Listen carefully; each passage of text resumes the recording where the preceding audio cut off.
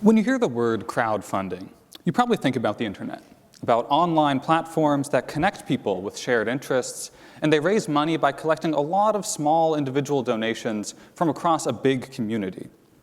Crowdfunding is an essentially modern concept, and it's a product of the digital age. The word crowdfunding has only been around for about 20 years. And yet, even though the word is new, the concept behind crowdfunding, the core principle, goes back at least 2,000 years to the cities of ancient Greece. Greek city-states had their own version of crowdfunding, which was called the epidosis. When a city needed to raise money, they put out an open call for donations, and people pitched in whatever they could afford. After all the money was collected, the city would then set up a stone monument and honor the donors by inscribing all their names and what they donated.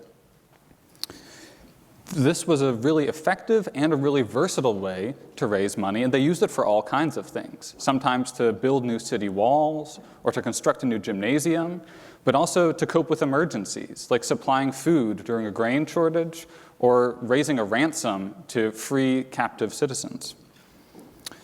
But crowdfunding wasn't just about raising money. It was also about affirming an ideology of equality and civic duty and neighborly cooperation.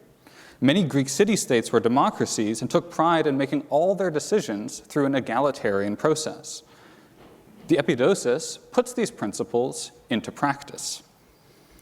Money is raised by the people for the people, and the monument set up afterwards serves to celebrate the spirit of cooperation that brings the community together. Crowdfunding is therefore a two-sided coin. Sometimes these two goals are working together, and sometimes they're in tension. There's a great example of the synergy between these goals on Penn's campus, in the footbridge across Locust Walk. The class of 1949 generational bridge is sponsored not by a single individual, but by dozens of individual alumni who come together to fund one project in common. Their names are inscribed all over the bridge as a way of recognizing those contributions. Just like in ancient Greece, this arrangement has a dual purpose. On the one hand, building a bridge costs money, and so the funds are fulfilling a practical need. But at the same time, the bridge is representing a shared set of values and celebrates the way that lots of people join together in service of a common goal for the community. In ancient Greece, the epidosis monuments come in all shapes and sizes, and because the goal was to involve the whole community, they often tend to be hundreds of lines long. This means they can be dense and pretty boring, and so they don't get a lot of attention from scholars. But I hope to show you that if we look at them a little more closely, we can start to find some clues as to how these ancient communities are thinking about crowdfunding and what it does. One thing that stands out is the choice of formatting. Some of them go with a tabular layout, kind of like an Excel spreadsheet. You can instantly tell that it's a list, and the names and numbers are in separate columns, and it's really neat. In other cases, the inscription list is just a wall of text. The numbers and names are in a big jumble, and it's hard to tell what's heads and what's tails. If we color code these two examples, it becomes even clearer. If you want to find your name on the left-hand monument or see who gave the biggest donation, it's really easy. All you have to do is skim up and down the columns until you find what you need in a few seconds. On the right side, however, that doesn't work at all. The names are split by line breaks, and the numbers are scattered all around. If you want a specific piece of information, you have no choice but to read through the whole thing. So why these different choices when one is obviously so much easier?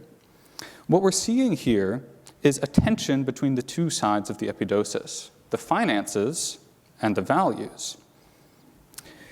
The spreadsheet method highlights the numbers and lets you scrutinize individual people. The wall of text, on the other hand, contains exactly the same information, but presents it in a way that suppresses the numbers and makes everything blur together.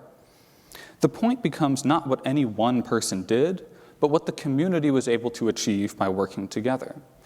So these monuments are actually telling stories about how these communities wanted to see themselves. And in most cases, they're trying to tell stories of equality and cooperation and patriotic spirit. Sometimes they do this in interesting ways, though. This list from Athens uses the spreadsheet layout, but with a twist. donations were capped at 200 drachmas per person. The result is that everybody gave the same amount, and even though this layout usually accentuates differences, this monument gives a powerful picture of equality. Of course, capping donations means raising less money, but in this case, the Athenians were willing to sacrifice those extra funds so that the monument would better reflect the egalitarian values of their democracy. The same tension between finances and ideology shows up in the sequencing of the lists. Greek culture was extremely competitive, so people were always trying to be at the top of the list. But the criteria for getting there change on a case-by-case basis. Sometimes the list was ordered by the size of the donation, and on other times, the donations were listed in chronological order. In both cases, the choice of sequence creates different kinds of competition among the citizens.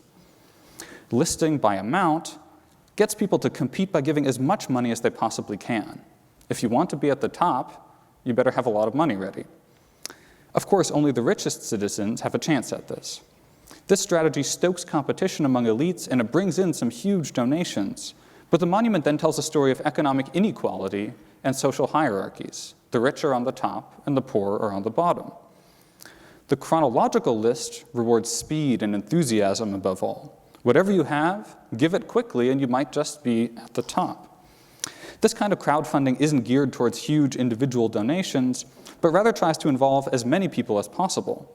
It may raise less money than the other strategy, but the monument tells a story that rejects hierarchies of wealth and treats every citizen the same.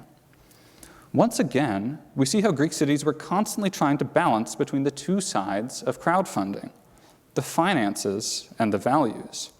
There were trade-offs on both sides. Sometimes they cared more about the money than the optics, but other times they decided to crowdfund in a way that prioritized democratic values over money. Now, I hope I've convinced you that these monuments that might look boring are actually telling us important stories about what these ancient communities valued, and importantly, how these values fit into their financial decisions. But as you leave here today, I hope you'll also keep an eye out for similar stories that are all around us. On Penn's campus, we're surrounded by plaques and signs and memorials that evoke how individuals give back to the university community. Each one of these carries its own message about what these people value about Penn. As you cross the bridge across Locust Walk, however, consider also that monuments like this are becoming less and less common. Data shows that in the last 15 years, philanthropic giving is dominated more and more by massive gifts from a few people rather than funded by a broad base of smaller donors. At colleges and universities, there's some anxiety about what these changes mean, and people are debating now what kind of control donors should have over an institution's policies and priorities. Yet even as we grapple with these modern issues, it may be helpful to remember that we're not the first. These tensions between finances and values are as old as democracy itself. Looking at ancient Greek crowdfunding shows us that while it may be a challenge, it's nevertheless possible to fund the things that matter without compromising the values that make us who we are. Thank you.